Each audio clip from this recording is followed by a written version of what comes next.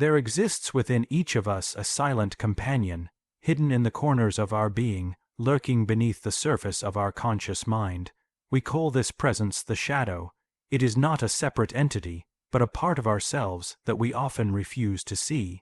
The battle of me vs my shadow is the eternal struggle of light and darkness, the dance between what we show the world and what we hide from ourselves.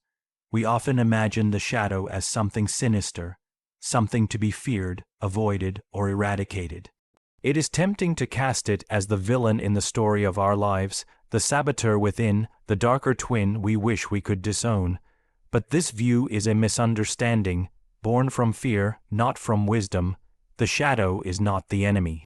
It is not evil, it is not malicious. It is simply the part of ourselves we have not yet accepted. From the moment we are born, we begin to learn what is acceptable to show and what must be hidden.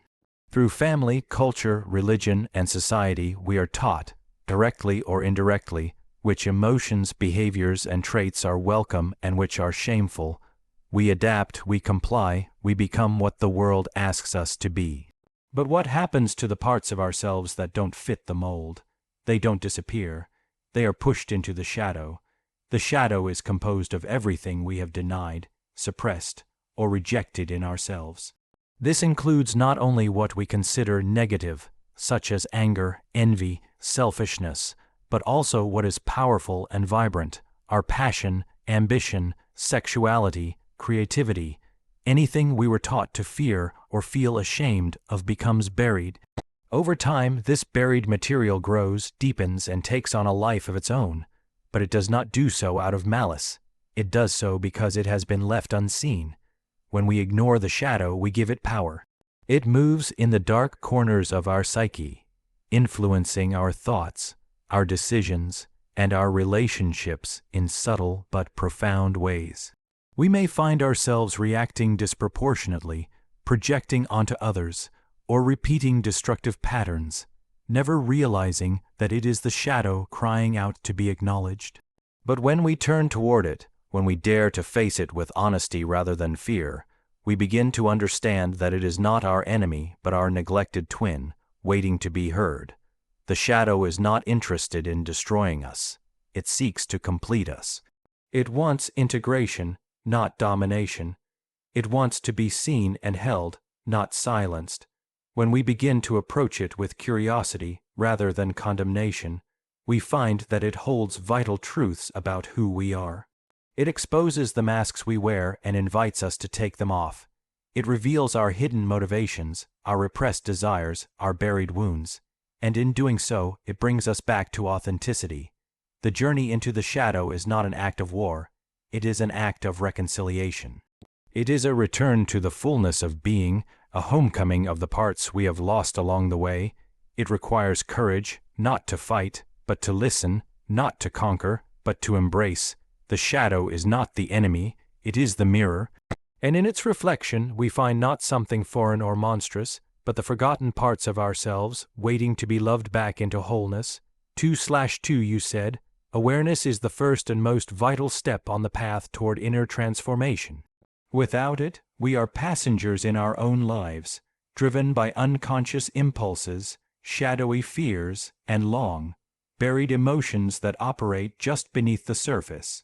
We may believe we are in control, making conscious choices and moving with intention, but until we become aware of the deeper forces at work within us, we are merely reacting, not living.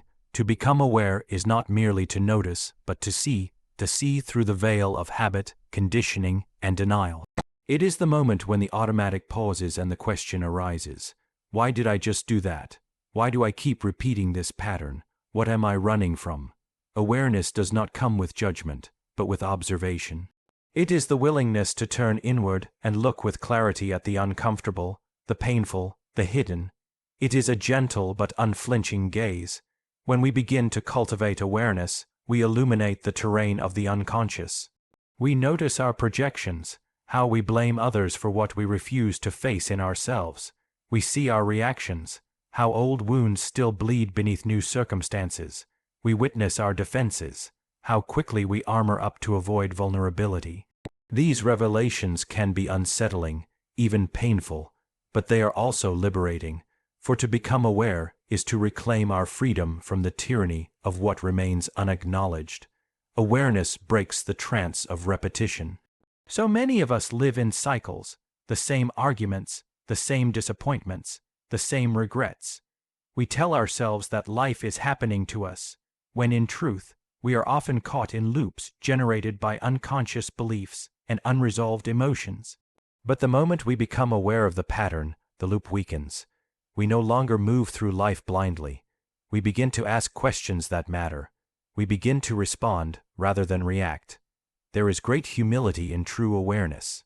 It demands that we admit we do not know ourselves as fully as we imagined. It invites us to look in the mirror not only when we are proud, but especially when we are in pain or conflict. It is in these moments, when we are triggered, defensive, or judgmental, that the shadow is closest. And it is precisely then that awareness becomes the most powerful tool we possess, not to fix, but to understand, not to control, but to witness. As awareness grows, so does responsibility. Once we see something clearly, we can no longer pretend we don't. We become accountable for our inner life, our thoughts, our emotions, our wounds. But this is not a burden, it is a profound empowerment, because with awareness comes choice. We are no longer ruled by unseen forces. We can name them, sit with them, and decide how to move forward. To live in awareness is to walk a path of depth and authenticity. It is to know that every feeling, every reaction, every dream, every discomfort is a doorway to greater understanding. It is the quiet, steady light that guides us into the hidden chambers of the soul, not to banish what we find there, but to bring it into the embrace of consciousness, and in that embrace, transformation begins. To truly evolve as human beings, we must abandon the illusion that our inner conflicts can be resolved through suppression, denial, or eradication. There is a dangerous tendency in us to believe that the darker parts of our psyche, the anger, the envy, the fear, the cravings, the irrational impulses, must be eliminated in order to become whole, but wholeness does not come through destruction.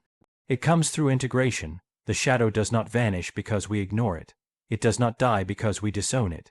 In fact, the more we try to annihilate it, the more power it gains. It hides in our blind spots, manipulates our emotions, fuels our compulsions, and projects itself onto others. When we declare war on the parts of ourselves we dislike, we create an inner battlefield, one where no side can truly win because both sides are us. The goal is not victory over the shadow, but unity with it. It is not about becoming someone else, but becoming more fully ourselves. Integration begins when we stop asking, "How do I get rid of this part of me?" and start asking, "What is this part trying to show me?" That question changes everything. It invites us to listen, not condemn, to witness, not judge, to understand, not suppress. When we listen to the shadow, we often find that it carries not just wounds, but wisdom. Within our deepest rage is often a buried sense of injustice. Behind our pride may be a long-forgotten wound of humiliation. Beneath our craving lies a hunger for meaning, for connection, for love. These emotions are not enemies, they are messengers, bringing us closer to the truth of what we carry inside. This process of integration requires honesty and patience. It is not a single moment of enlightenment, but a gradual unfolding, like bringing light into a darkened room, slowly revealing what was hidden in the corners.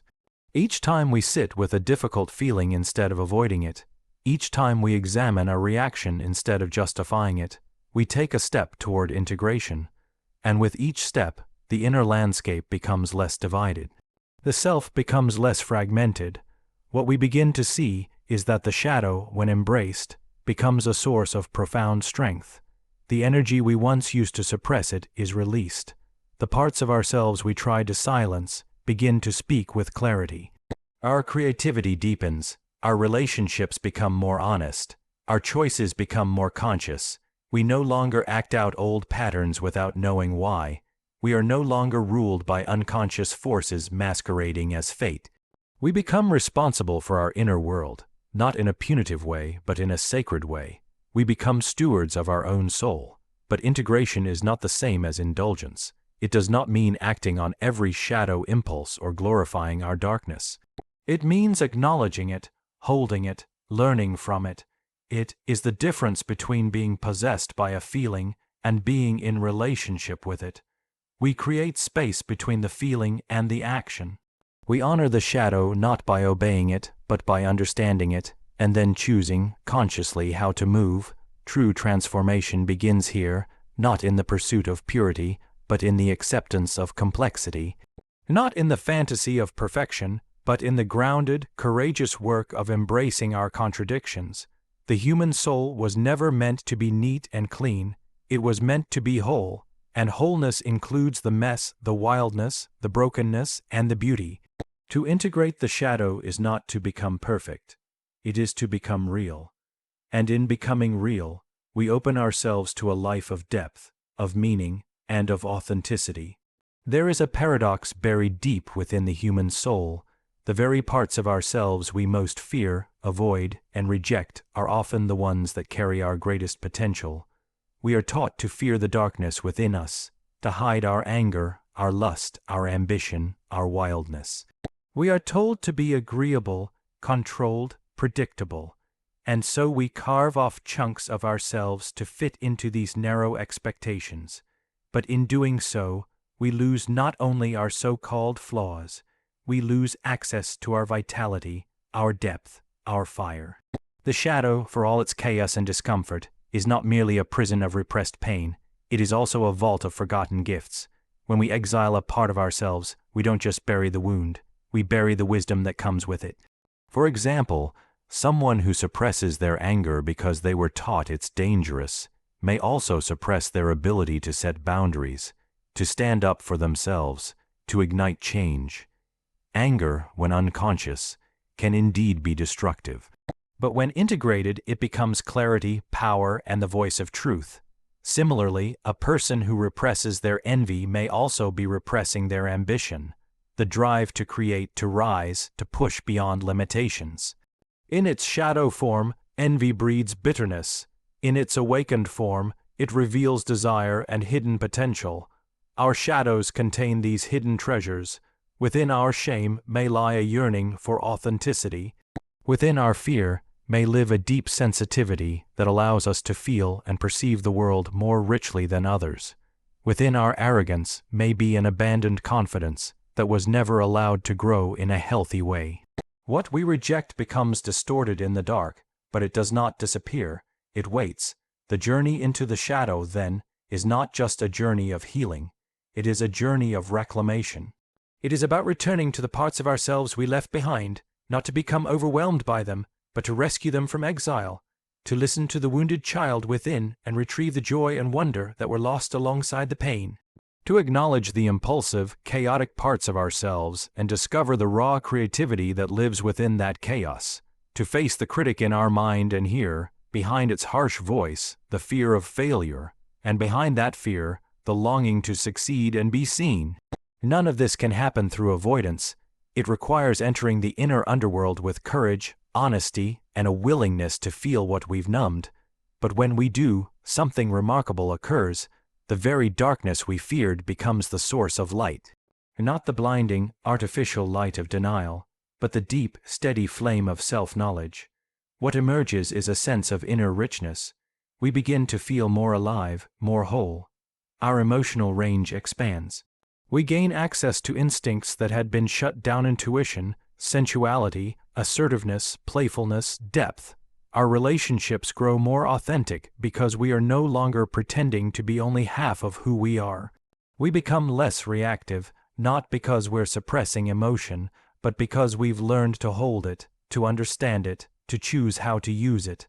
This is the mark of integration, not perfection, but maturity. To reject the shadow is to live in a cage. To embrace it is to unlock doors within ourselves we didn't know existed. Doors that open to passion, to purpose, to an inner authority that no longer needs the world's permission. The shadow does not come to destroy, it comes to awaken, and when we finally accept its invitation, we do not become someone else. We become more deeply ourselves. We are born into a world of opposites, light and dark, joy and sorrow, creation and destruction, order, and chaos.